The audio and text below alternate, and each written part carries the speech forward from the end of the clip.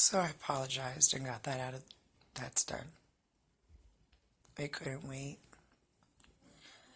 I'm tired and I can't sleep because I've got some things I have to take care of. That was the first one, most important. But I'm running on like, I don't know, day and a half, no sleep, no food. Got a big old mess when I got checked in here that I wasn't expecting that's going to totally bite me next month. So I just really wasn't in a mood to deal with any of this stuff right now. I just want to go to bed and forget about it. But there's lessons. Lessons to be brought to you. Forgiveness lessons. And fear and faith lessons. The forgiveness one was an interesting synchronicity. I haven't watched the video. Sorry, I'm tired. I haven't watched the video Derek did yet. I've been without service the better part of the day, so I just got a bunch of stuff loaded in. I see one I read it and I was like, synchronicity right there. I recently had a thing in my life where I've discovered a couple of people I care about had been for decades now falsely saying that I had done something that I hadn't done. And I finally come around to terms with it and was planning my apologies to them for it. I know, right? I'm going to apologize to them when I know that they've been accusing falsely. Nothing has one side, you guys. Nothing. As the guy almost killed me on the freeway today because I was trying so hard to avoid his ice bombs flying off of his car at 80 miles an hour because he left snow covering it. Frozen snow. And then went plowing up the freeway at 85 miles an hour with little snow and ice particles shooting like bullets, smacking. I've ended up in a ditch, my son got injured in a situation where somebody had that happen and hit my windshield. So I avoid it. And my little hamster car got a hernia trying to keep up with traffic and not get killed. And it didn't matter where I went. I went to the slow lane and try and just find my space and just no, it did not matter. Then the big rigs were trying to kill me. Everybody was just so fast and I did my best to keep up, but I was trying to avoid having this gentleman and the two people that were with also on the freeway with snow and ice on their cars. I was trying to avoid having them in front of me. And it was becoming increasingly challenging to avoid having them in front of me as their snow and ice bullets were damaging my car and freaking me out. And since I was trying to avoid having him in front of me, and he felt positive that I was one human being that was never, ever, ever, ever, ever going to be in front of him for any reason. If he couldn't kill me with his ice bullets, he was going to kill me with his car. And he almost did. But he almost died too. So, I was pretty upset for a while. Had a lot of fear a lot of anger, a whole lot of emotions around that. And then I had to apologize to him, even though he damaged my car, spent an hour terrorizing me up the freeway, and almost killed me. I had to vocalize an apology to him because I became angry at him and I wished him ill will.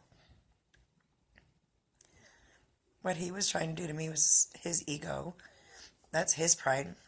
There's a bit of narcissism in there. I'm pretty sure I could see it in his eyes as he was glaring at me as he almost killed me.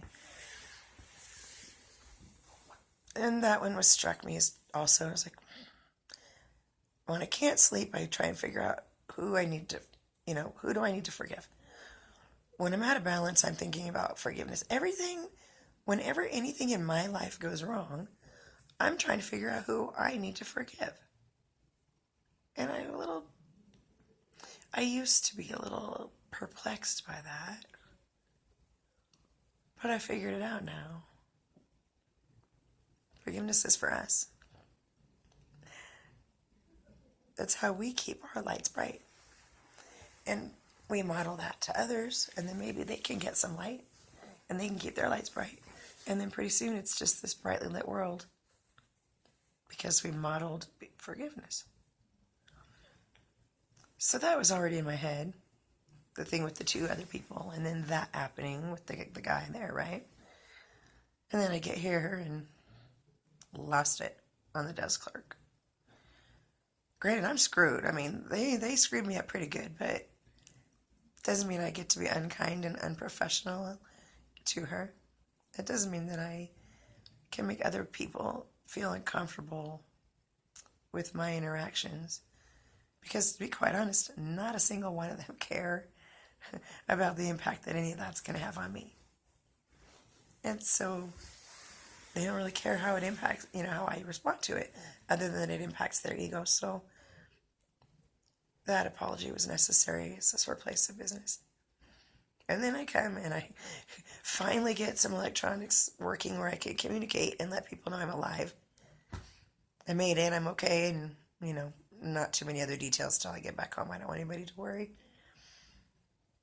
And then I see the title of a video Derek did about forgiving your accusers. And that was just one of so many synchronicities I'm experiencing right now.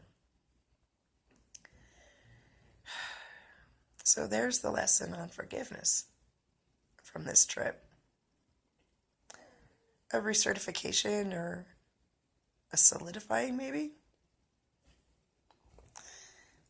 We had a couple of lessons on fear and faith. And I really thought I was beyond it.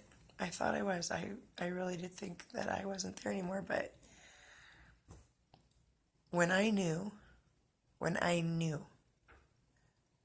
that I was going to be out of gas, in the middle of nowhere, in the dark, alone, in the witching hours of the morning, with nobody to call for help. That was a moment that I had to come to terms with my abilities to experience fear and the triggers that accompany them. And that was a hard one. Oh, I cried at that gas station before I could get out of my car. I was sobbing in my front seat. But we made it, and we learned the lesson. And then being lost. I was okay with being lost until I realized that gas needle was falling. And this time of lost, this wasn't like when I just ran out of gas and I'm on the route and I still have my phone and I can let people know where I'm at. No. With that one, I don't know where I was. There was zero possibility of finding anybody. I hadn't seen another vehicle or person in hours. There was cows grazing in the road. I don't even know. And I was running out of gas, and I was running out of daylight. I had no Wi-Fi. I had no cell. I had no service of any kind. I became intimately familiar with my capacity to experience fear. Do you want to know what the greatest part of that was? Oh my God, you guys. I know I'm filthy. I'm just disgusting right now. I don't even care. I can't sleep. I'm just laying in this room in the silence, wondering who's around me. I mean, I'm pretty sure there's some of us around me. I don't even know, but I'm so overwhelmed I can't even figure it out right now. Anyway, so both of those experiences with those fears, both of them, were balanced by faith. And I don't mean, oh, I'm afraid of the dark. Oh, God will bring me light or some child thing like that. No, I mean, I was reminding myself that I believe myself. I was reminding myself that I believe a lot of things. And you don't even know the stuff I was seeing out of the sunroof of my car with my own eyes. Got a picture of one of it. as I'm seeing it, knowing I'm seeing it, and watching it, wondering, do I believe what I'm seeing? And then having to come to terms with the fact that on the other end of that gas pump, that I do believe it. And it was faith that got me to there, and it was a mantra. I have faith, I believe, I have faith, I believe, I have faith. I claim my Father's promise of peace and joy. I have faith and I believe in our divine sovereignty, over and over and over, to remind myself that I had faith and that I believe. That's how strong that fear was. So for me, the lessons of this grand adventure so far, because there's so much more to come. The adventure hasn't even started. I'm only here at the early stages of setup and prep. And I've already got all these wonderful lessons and experiences and screw-ups. The screw-ups. I hate the screw-ups. Faith conquers fear and brings us to our Father where we can be forever. Faith to fear to Father to forever. We'll talk more about that. But I gotta shake off all of this stuff, and there's a lot. I witnessed a war in the skies right over my own head while I was driving. It was amazing, you guys. Phenomenal. Those are the lessons that I'm going to share with you right now, and I'm going to bed. I think about eating, but no, I just want to talk to somebody, and there's nobody that I can talk to right now, so I'm going to bed. But I made some videos for you, so I got to talk to you. See? I got to talk to you. Thanks for talking with me. Good night.